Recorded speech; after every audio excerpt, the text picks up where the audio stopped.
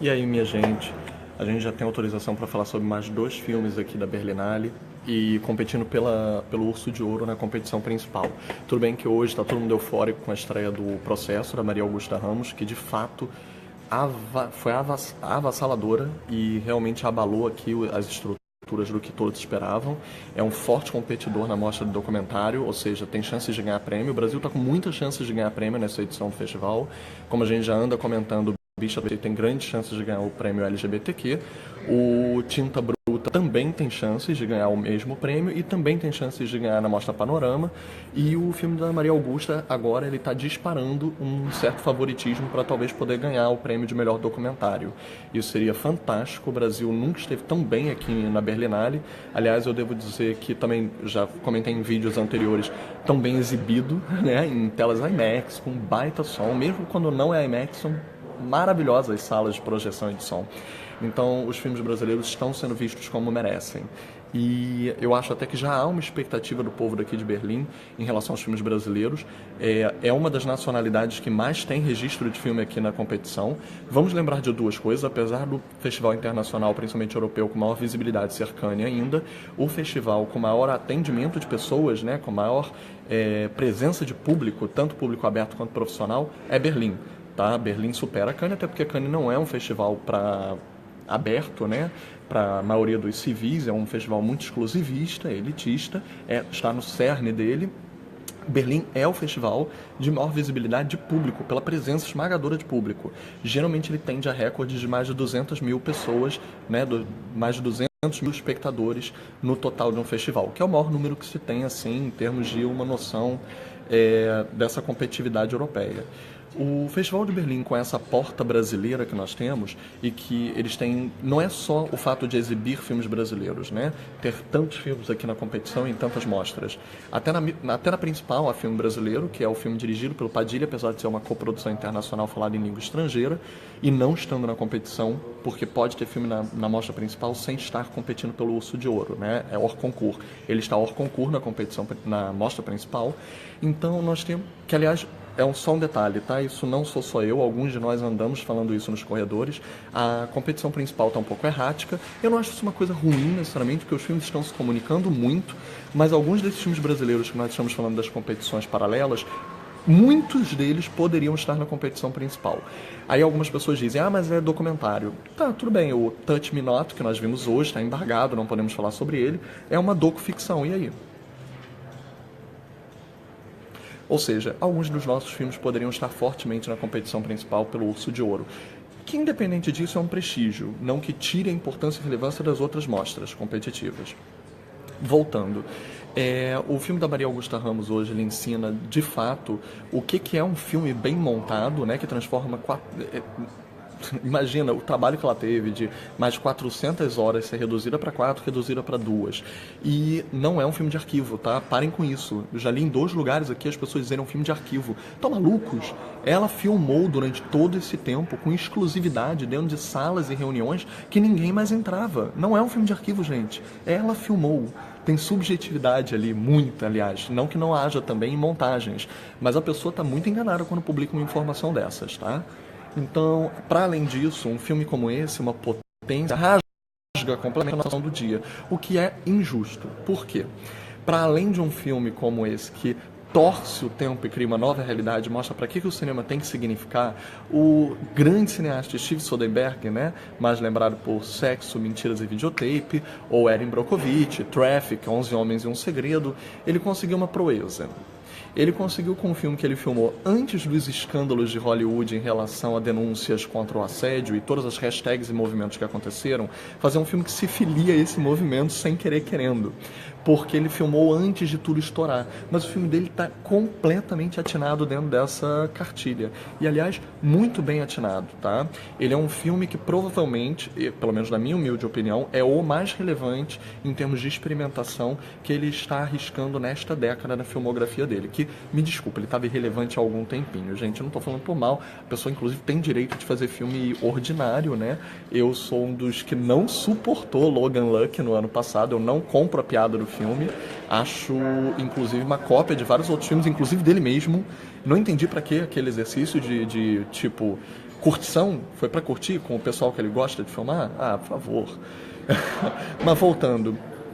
E ele já tinha feito nessa década um filme sobre psicanálise, terapia e drogas, né, a indústria farmacêutica, farmacológica, que era o Terapia de Risco, com Jude Law, a Catherine Zeta-Jones, né?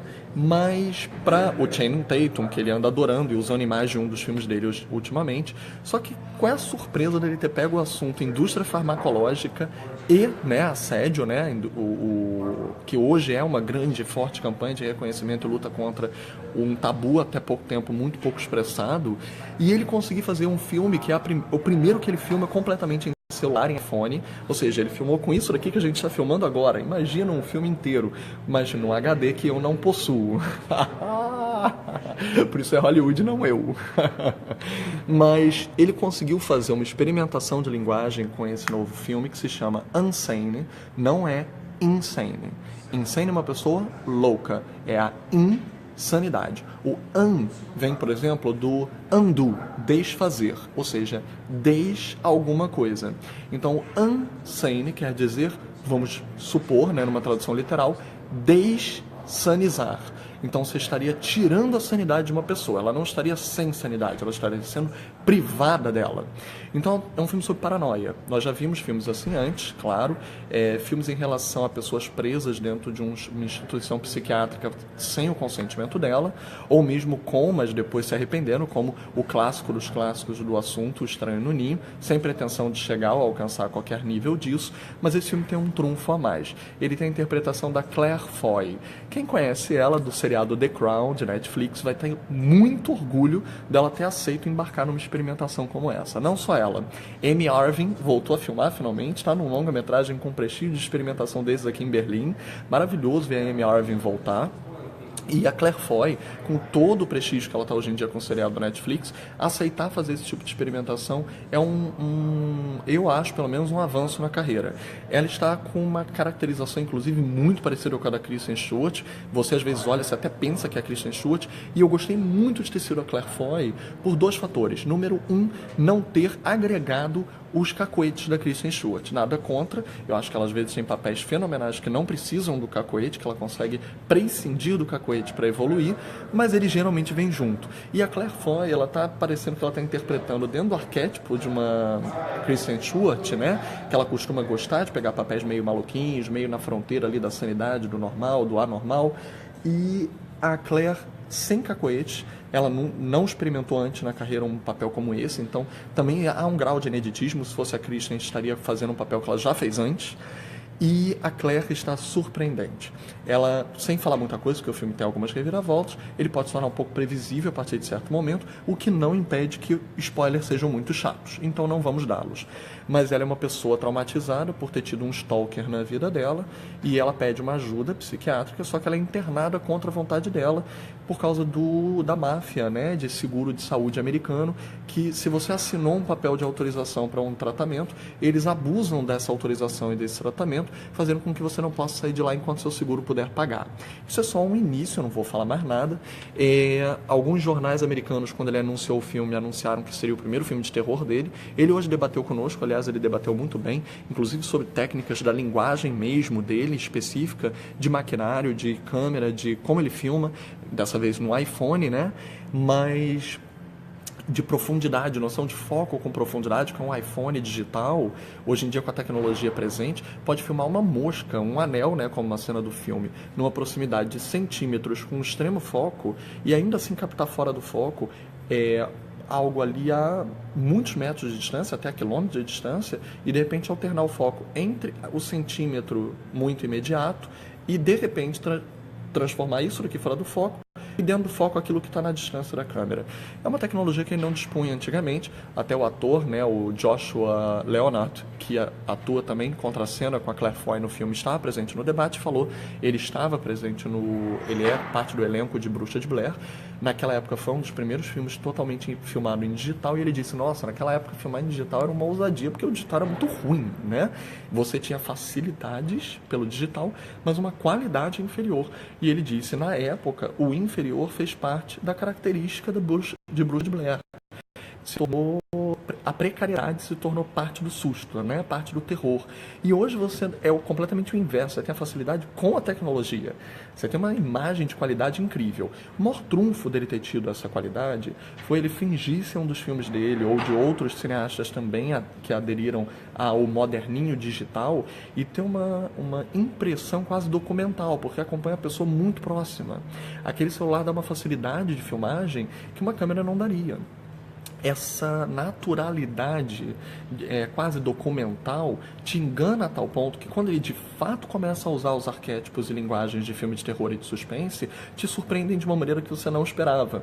Até técnicas bastante tradicionais do suspense e do terror. Que eu não vou agora revelar, mas aquele hospital vai começar a ficar bastante paranoico e a paranoia vai começar a se tornar realmente assustadora. Você vai começando a entrar dentro do sufoco que aquela personagem está passando. Mas o surpreendente mesmo é a gente cogitar que você não espera por isso a partir da tecnologia apresentada, que lhe parece muito mais realista, muito mais real do que te impor uma abstração da realidade que as técnicas de terror tendem a se aproximar da fantasia, né, do fantástico. Então, outra vantagem que ele tem com isso é aonde essa câmera pode entrar. Como é um celular, ele faz uma coisa muito curiosa. A própria personagem sempre está com o celular dela até antes da clínica, e você percebe que existe uma linguagem aonde nós estamos retratados, né? E de onde nós vemos esse retrato a partir da comunicação do celular. Por exemplo, eu estou me filmando agora. Nós estamos numa proximidade do meu rosto, a partir mais ou menos, né, de uma postura de peito para cima. Esse foco de câmera, né, que pode ser desde assim, por exemplo, nós estamos vendo ali o lobby do hotel, há um contra-plongé às vezes, o computador geralmente a gente se debruça muito sobre o notebook, a gente fala assim quando a gente fala por Skype, né? É uma linguagem de computador que o diretor aderiu e inseriu no filme. Você vai ver muitas vezes um plano que é ancorado a partir do ponto de vista que está olhando ela como se fosse um computador olhando ela, como se fosse um celular olhando ela, uma webcam olhando ela. Então esses ancoramentos a partir da personagem fazem com que a perspectiva dela estar ou não enlouquecendo, isso é uma dúvida para deixar para vocês verem o filme, começa a ser metalinguística com a forma que ela é filmada. E realmente isso realça a atuação da Claire Foy. A minha atuação favorita no festival ainda é da Alba, né, Rochwasser, mas com o filme Filha Minha, o italiano, eu acho que ela ainda é a favorita, mas a Claire Foy, por ter um favoritismo, né, de carreira, do The Crown ser tão elogiado e premiado também, pode estar com uma vantagem para tentar tirar da Alba o prêmio de melhor atriz. Vamos ver. Mas o filme é muito eficiente, ele é um suspense muito bem conduzido, apesar de, a partir de determinado momento, ele se tornar previsível, mas não é um erro do diretor torná-lo previsível, tá? Ele praticamente assume que ele vai tornar previsível a partir do momento que ele se assume como um filme de suspense, terror psicológico. E aí ele abusa e se diverte com as técnicas tradicionais do gênero, tá? Não é um defeito, ele se assume e ele começa a conduzir desta maneira, que gera algumas das melhores cenas, inclusive. Uma das cenas, quando ela está numa solitária e vai ter um diálogo sensacional, é uma desconstrução de todos os códigos que nós vemos hoje em dia, que a campanha contra o assédio no mundo está trazendo de tabus que a gente não falava antes, não pronunciava. Esses códigos de como é fácil a gente perceber que a sociedade é muito permissiva com assédio, com abusadores, com relações abusivas, e que antes a gente não as nomeava, o quanto o próprio ator, né, o Joshua Leonard, falou no debate de hoje, que ele próprio, ao interpretar um certo papel dentro do filme, ele foi cogitando e olhando no entorno, né, do elenco, e quem interpretou quais papéis, porque eu não vou falar quais são as surpresas, o elenco foi se perguntando, será que eu já estive numa relação em que eu fui abusivo com a minha parceira ou com o meu parceiro e eu talvez não tenha percebido? Ou a pessoa não me falou porque achava normal, que era normalizável aquele tipo de relação e de conduta? Então, esses códigos estão muito bem expressos no filme, por incrível que pareça, tá? E a Claire Foy abraça isso, e eu acho que ela representa bem a bandeira de lutar contra essa paranoia que nós todos estamos envolvidos em relação quero dizer, a distorção da realidade de pessoas que acham que essa campanha não é tão importante quanto ela de fato é. Ela é, tá? O filme corrobora o quanto essa campanha é importante, tá? O outro filme, que é o Cook, Cook, que iraniano, não sei como pronunciar. Eles pronunciam o H como se fosse meio aspirado, como se fosse um R. Quer dizer pig, porco, que é de um diretor, né? O Mani... gente, o nome é sempre meio difícil, né? Vamos lá, iraniano. É difícil pronunciar, mas Mani Hagigi, ou Hagigi, que é o diretor de A Dragon Arrives. Muitos brasileiros viram no ano retrasado na Mostra de São Paulo. O filme jamais estreou no circuito. Tem pra baixar em alta qualidade, porque nunca vai estrear. Mas vamos voltar ao filme. O filme anterior é um filme extremamente surrealista, por exemplo, e este novo filme, apesar de ser mais calcado com o pé no chão, também adota inúmeras formas de expressar do surrealismo e da fantasia e da psique do subconsciente, misturar o sonho com a realidade, com a paranoia da psicose, o que vem muito também a calhar junto com o que nós acabamos de falar do Unsane. O filme é meio metalinguístico em relação a falar sobre as censuras que o governo iraniano impõe aos cineastas, muitos deles condenados a não poder continuar a filmar no Irã. Alguns dos grandes cineastas iranianos saem do país para poder filmar, como a família que eu amo, né, do meu coração, a família Makhmalbaf, o Mohsen Makhmalbaf, as filhas todas que ele treinou para serem diretoras também desde criança, a Hannah Makhmalbaf, a minha favorita, a Samira Makhmalbaf. Todos eles passam a precisar filmar fora do país por causa de ameaças de morte. A própria Samira enfrentou uma ameaça que foi concretizada, né? Jogaram bomba no set de filmagem dela no Afeganistão. Ela filmou no Afeganistão, eu sei, parece, para nós que acompanhamos notícias de terrorismo também no Afeganistão, parece, nossa, por que ela trocou, né, gato por lebre? Mas vamos lembrar que o Afeganistão tem uma boa relação com o Irã, ela achava que estava segura lá e ela queria filmar num lugar, numa terra que se parecesse com a dela. Então, por exemplo, quando ela filmou o cavalo de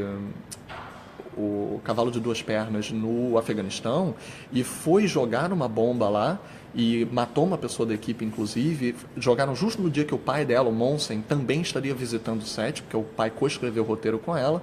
Eles queriam matar 2 coelhos com uma cajadada só, para vocês verem o nível de perigo que um cineasta iraniano passa.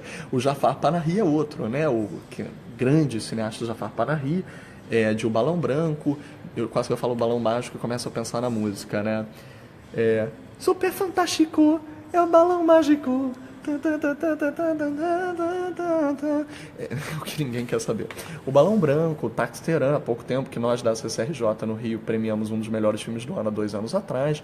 Então, o Jafar Panahi, vocês sabem que um dos maiores cartazes dos últimos filmes dele são o fato dele estar proibido de filmar no Irã e ele estar filmando clandestinamente. Ele envia, inclusive, os filmes dele clandestinamente para concorrer em festivais internacionais, como já enviou para Berlim. Então, imagine a proibição que você tem de um cineasta estar filmando contra a lei, escondido e contrabandeando seu filme. O Mani faz esse novo filme, o Cook, o Porco, dentro desse espírito, e os cineastas, o cineasta protagonista está proibido de filmar, ele está filmando propagandas, comerciais, coisas irrelevantes, e outros cineastas em torno dele começam a ser assassinados. Esse é o mote do filme.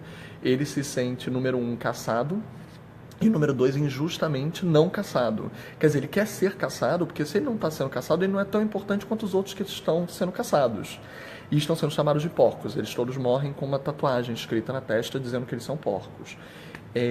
O filme é uma brincadeira, ele é um filme de humor cáustico, né? Ácido, bastante soturno.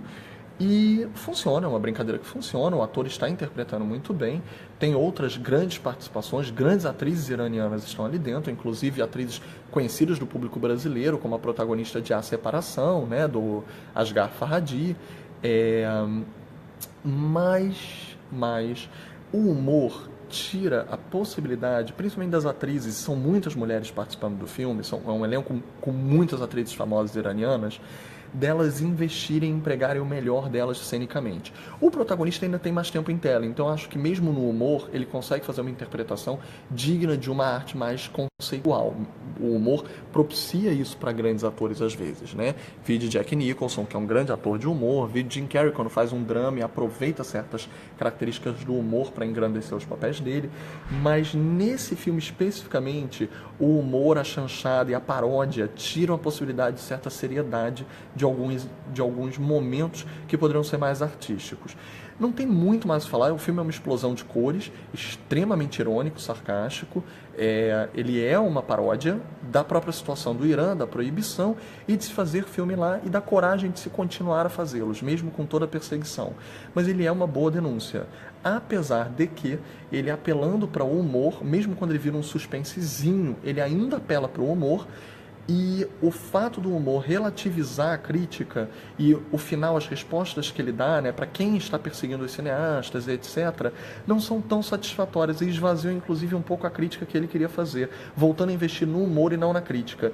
Então, assim, não é um filme muito feliz naquilo que ele se pretendia em termos de uma pretensão maior. A pretensão menor, só ser uma comédia paródia cáustica, ele consegue. Mas toda a crítica social ao Irã acaba sendo diminuída pela preferência que ele dá para as outras instâncias do filme. Ainda assim, é um filme muito divertido que vale a pena ser visto. A atuação do ator é digna de nota, apesar de que eu acho que não alcança um certo favoritismo, talvez, que o Joaquin Phoenix esteja tendo pelo filme do Gus Van Sant para melhor ator, e o ator também do Devlatov, né? O filme russo que começou no início da competição, que ainda tem certo alcance de talvez levar melhor ator. E é isso, por enquanto. Amanhã a gente vai falar sobre o Touch Me Not, que está embargado, mas é talvez o filme... talvez não, é o filme mais provocador da mostra principal competitiva, tá? Muito provocador. E que vai continuar o nosso assunto sobre corpos, sexualidade, erotismo e violência. Violência moral, ética, social ou mesmo física. Porque nós estamos falando sobre isso em todos os temas das outras mostras. Eu falei muito sobre isso ontem, né? O erotismo e a violência, como às vezes a violência cometida contra si, lhe impedindo de ter a liberdade, e às vezes o erotismo lhe liberta essa proibição da sua identidade, ou mesmo a violência às vezes precisando ser cometida por você mesmo, quando você precisa romper uma barreira que lhe impõe pela opressão da sociedade, e essa violência precisa ir romper mesmo que às vezes pelo erotismo. O erotismo está muito presente nessa edição. O Touch Me Not talvez seja o filme mais erótico até agora, mais até do que o Tinta Bruta, vamos dizer. O Tinta Bruta eu acho que consegue harmonizar o erotismo dentro dessa arte, do conceito visual e magético que ele necessitava para essa violência mais moral, mais social. Quase não há uma violência explícita no filme. Quando há, ela é dentro totalmente da coerência da lógica do filme, mas a gente vai desafiar isso agora com Touch Me Not. Agora, não pensem que não há erotismo e violência nos filmes que a gente está falando de suspense e terror, tá? O Toia 22 de julho, por retratar uma situação de violência do terrorista que começa a matar aqueles jovens na ilha, né, da Noruega, que a gente comentou ontem, é um filme sobre uma violência social, e ele também usa do erotismo, vocês não pensem que não. Porque ao pegar as técnicas e linguagens tradicionais clássicas do filme de terror, do slasher movie, e fazer uma protagonista mulher, e fazer os jovens psicopatas não aparecerem, mas correrem atrás dela, e exotificar aquele corpo daquela menina correndo e caindo e rolando e sangrando, você está erotizando aquele corpo. É uma técnica antiga do cinema de terror. Ninguém aqui está, por causa das grandes questões atuais contra o assédio, contra o olhar objetificador, ninguém aqui está querendo julgar a técnica antiga do terror de botar uma mulher sendo explorada pela violência ao corpo dela. A gente não quer problematizar isso agora. É uma questão, é uma linguagem, sempre existiu.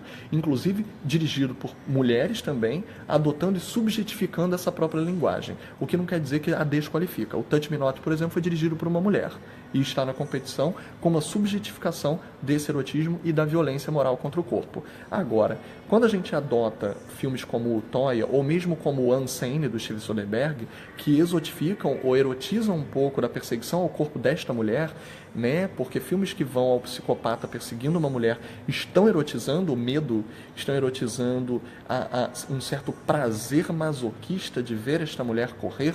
Não à toa os filmes de terror clássicos sempre faziam de alguma forma: nossa, o sutiã dela abre, nossa, ela não está usando sutiã, mesmo de camisa os seios, né, são um elemento provocador quando ela corre, e o psicopata erotiza aquela perseguição.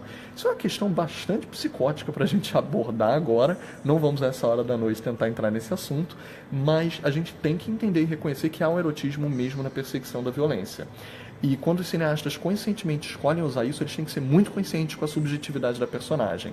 E eu acho que o Unsane responde satisfatoriamente a dar a subjetividade a Claire Foy, que talvez o Toya não consiga, porque ele quis ser respeitoso com as vítimas do caso verídico que ele retrata e acaba sem querer despersonalizando-as. Então aquela menina que é fictícia, ela não retrata uma menina real do caso dos terroristas, ela foi criada a partir de várias memórias, num amálgama em cima dela.